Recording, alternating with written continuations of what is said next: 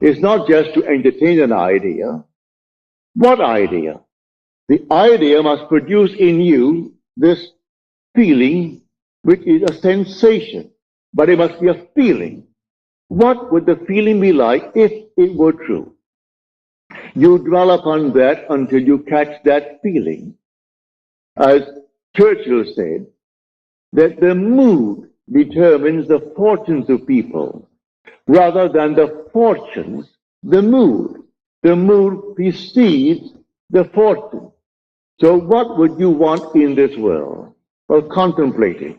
What would the feeling be like if you had it? What would it be like if it were true? You can do it. There is no flower in your hand, but you can feel the soft velvet feeling of a rose. You can smell a rose, though it's not physically present. Try it. Try all these things with the inner man. And when you can actually feel it, so that you raise your imagination to the point of sensation, to vision, then the whole thing is done. It's done in a way you do not know it's going to happen. So tonight you want a bigger job, you want more money in this world, you want, and you name it. Well, then it may be a thief who is going to aid you in the getting, without knowing he's doing it. Don't judge him, don't condemn him, just simply you go forward knowing that I have ways and means that the physical man knows not of. My ways, the inner man's ways, are past finding out. And you simply go forward in the assumption that you have already achieved what now is only a wish as far as the world is concerned. But you enter into the wish as though the wish is already fulfilled. So tonight is a practical night. Do you know this night what you want? Really what you want? Do what I did when I was locked out completely from marrying the girl I wanted to marry. I simply assumed that she slept there, I slept here, and I went sound to sleep, and in 1 week, my wife did an act which certainly I must forgive. In the eyes of the world, she is condemned for taking what she did not pay for. And yet, because of that act, I got my freedom. Then who is the culprit? Am I not? If there's any culprit, I am. If there is any culprit in this world, it is God. There is nothing but God. God is doing all in this world. He created everything in this world. And so if in me, he is the second man, and the second man is my imagination, and that is God. For man is all imagination, and God is man, and exists in us, and we in him. The eternal body of man is the imagination, and that is God himself.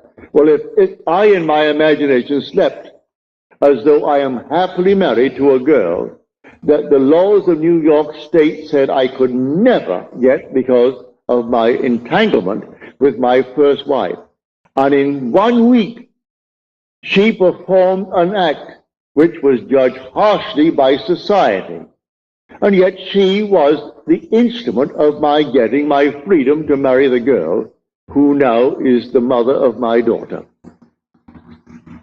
So how can I blame her who performed that act? She was in a state, and who did it? I did it. I did it by simply assuming that I was free and happily married to a girl that the state of New York said I could never marry because of the ancient laws that restricted my desire to get freedom in that state. So you forgive everyone in this world. They're all playing their part. So in my own case, I have seen thieves. I have seen all kinds of people play their part. They were instruments in the fulfillment of my desire. So how can I ever condemn all? So tonight, you just simply boldly declare that you are the man, you are the woman that you want to be, and walk in that assumption as though it were true. And then let all these sleeping states play their part. May I tell you, in spite of what they appear to be, they are sound asleep. For God plays all the parts in the world. There is nothing but God. And say, I am, that's God. That is the Lord Jesus within you. That is your immortal being that cannot die. He cannot die. That is your eternal self when you say, I am. Imagination is not some vague essence.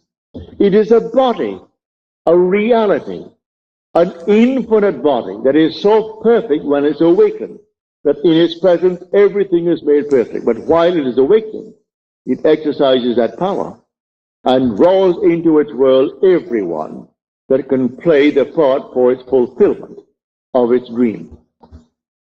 So here, I hope you heard it clearly. I hope I've made it as clear as I can, because tonight should be a very practical night. That you will go out knowing who you are. You are a dual being. But the first man is of the dust, and to dust he returns. That is the man of earth. The second man is the Lord from heaven, and he cannot die. That's your own wonderful human imagination. It cannot die. But it sleeps embodied in this tomb. And one day it will awaken. As I've told you in the past, the symbolism of Scripture will surround you. It's perfect. It is true. Everything told you in Scripture as to his birth, you are going to experience. And then your imagination awakens. And you trust no one but it. Only this being within you do you really worship.